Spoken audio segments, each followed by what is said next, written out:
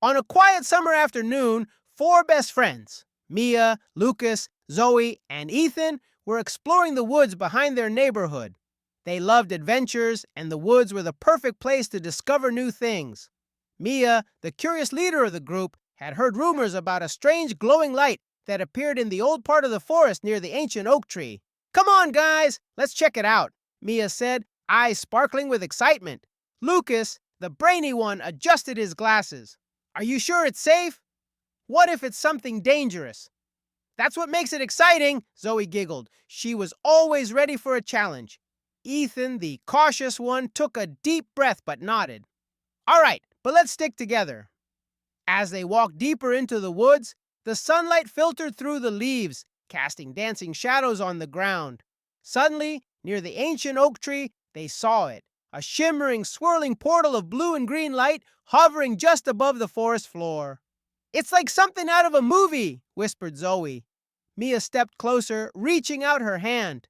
The moment her fingers brushed the portal's surface, a gentle hum filled the air, and before they knew it, a powerful force pulled them inside. Chapter 2. Welcome to the Age of Dinosaurs. When the swirling light faded, the friends found themselves in a lush, vibrant jungle. Giant ferns brushed their arms, and the air smelled fresh and wild. The sky above was bright blue, with enormous flying creatures soaring high. Where are we? Ethan whispered, eyes wide with awe. Lucas pulled out his notebook. According to the plants and animals here, I think we've traveled back in time, way back, to the age of dinosaurs. Just then, a rustling sound came from the bushes. The kids froze as a large, gentle-looking dinosaur stepped out. It was a Parasaurolophus with a long, curving crest on its head. Wow, it's a Parasaurolophus, Lucas said softly. They were herbivores and used those crests to make sounds to communicate. The dinosaur seemed friendly, and Mia carefully extended her hand. To everyone's surprise, the Parasaurolophus nuzzled her palm. Chapter 3. The First Challenge, Crossing the River. The kids soon realized that to return home, they had to solve a series of challenges scattered throughout this prehistoric world. Their first challenge appeared when they reached a wide river with a strong current and no visible bridge. We need to get across, Mia said, scanning the area. Lucas spotted a group of small, swift dinosaurs, Compsognathus, darting along the riverbank. Maybe those little dinos can help us find a safe path. Zoe, always fearless, called out gently. Hey, little guys, can you show us a way? The Compsognathus chirped excitedly and led the kids downstream, where fallen logs created stepping stones across the water. Carefully, they crossed the river one by one, holding hands to keep balance.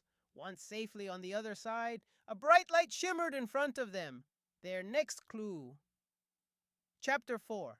The Valley of the Raptors. After crossing the river, the four friends entered a wide valley filled with tall grasses and scattered trees. The air buzzed with the calls of distant dinosaurs. Suddenly, Zoe stopped and pointed. Look, over there! A small pack of velociraptors was hunting nearby. They moved quickly and quietly, their sharp eyes scanning the area. Lucas whispered, Velociraptors were smart and fast hunters. They hunted in packs, which helped them catch bigger prey. Mia shushed everyone, not wanting to scare the dinosaurs. To their surprise, one of the velociraptors paused and looked right at them.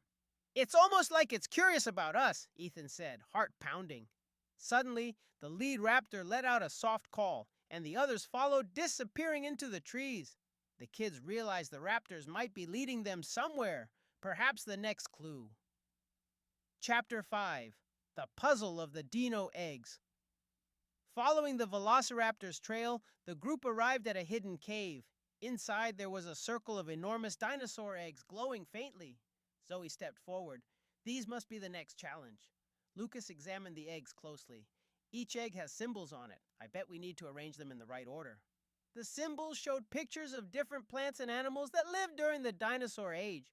Mia suggested maybe the order is based on what each dinosaur ate.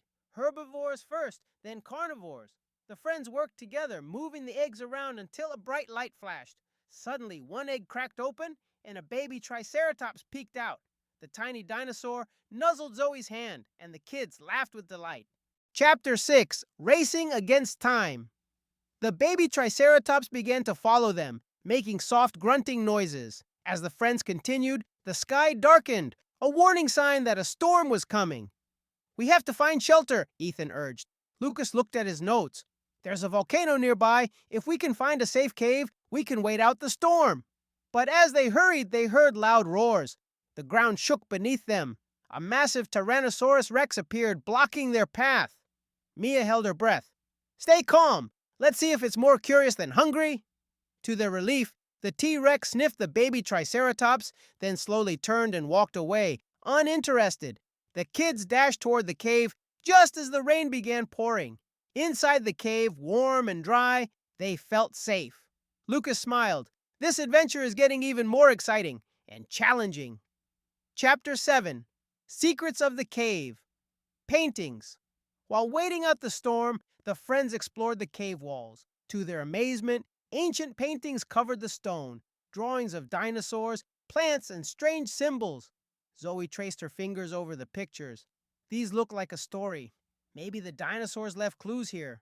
Lucas, always eager to learn, took out his notebook and started sketching the drawings. Look here. These symbols seem to match the ones on the dino eggs. Maybe they tell us how to use them. Mia examined the drawings closely. It looks like the dinosaurs lived together peacefully, helping each other survive. Ethan pointed to a symbol of a circle surrounding 3 smaller circles. Could this mean friendship or teamwork?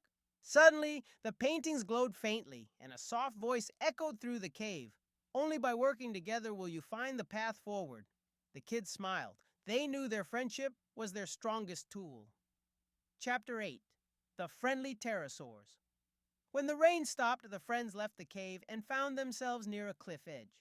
Above, large winged creatures soared. Pterosaurs. Mia looked up in awe. Pterosaurs aren't dinosaurs, but flying reptiles. Some had wingspans as wide as a small plane. One curious pterosaur swooped down and landed near them. It tilted its head and squawked softly. Lucas offered a snack he had brought, some fruit. The pterosaur accepted and chirped happily. The flying reptile seemed to want to help and led the friends toward a narrow path down the cliff. Chapter 9. The Maze of Giant Ferns. Following their new friend, the kids entered a dense forest of giant ferns. The tall plants created a maze so thick that sunlight barely reached the ground. Zoe pointed at the map Lucas had made. Our next challenge is somewhere inside this maze. As they moved carefully, strange footprints appeared. Some were big and heavy, others small and light. Suddenly, a gentle rumble echoed. From behind a fern, a huge stegosaurus appeared, its spiked tail swaying. Lucas explained, Stegosaurus was a herbivore, using its tail spikes for defense. Mia smiled. Looks like we'll have to be smart and careful. Working together, they used the footprints and clues from the cave paintings to find their way through the maze. At the center, they discovered an ancient stone pedestal with a glowing crystal. When they touched the crystal together, it projected a hologram of a map showing the way to the final portal. Chapter 10. The Journey to the Volcano. The holographic map revealed their next destination, a distant volcano where the final portal awaited.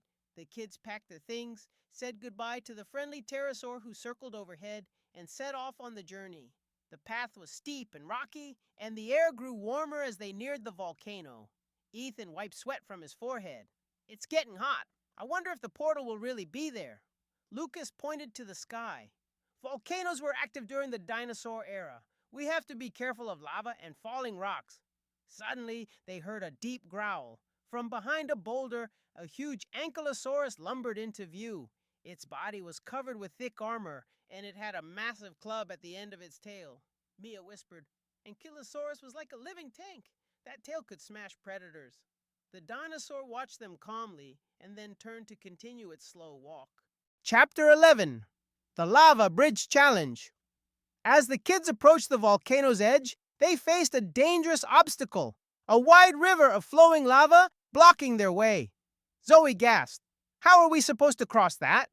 Lucas examined the rocks nearby. We can build a path using these large stones, but we have to be quick and careful. The lava is moving. Working as a team, they threw the stones into the lava, creating a shaky bridge. One by one, they crossed carefully, holding hands to keep balance. The baby Triceratops followed behind, hopping over the stones. Halfway through, a rock slipped, and Zoe almost fell. But Ethan grabbed her hand just in time. They made it safely across, hearts pounding. Chapter 12. The Final Portal. On the other side, the ground shook as the volcano rumbled. Mia looked ahead and saw a shimmering portal, glowing with golden light. "This must be it. The way home," she said. But guarding the portal was a massive, majestic Brachiosaurus, calmly munching leaves from a tall tree. Lucas smiled. Brachiosaurus was one of the tallest dinosaurs. Looks like it's protecting the portal. Mia approached slowly, speaking softly. "We just want to go home." The Brachiosaurus lowered its head and let out a gentle rumble, then stepped aside. The friends joined hands and stepped into the glowing portal together. Chapter 13. Home again. In a flash, they were back in the familiar woods near the ancient oak tree. The sun was setting, casting a warm orange glow. Mia looked around, smiling. What an adventure! Lucas opened his notebook, filled with sketches and facts. "I'll never forget what we learned," Zoe laughed. "And we made some new dino friends along the way." Ethan nodded. "Let's promise to keep exploring. Who knows what other secrets are out there?"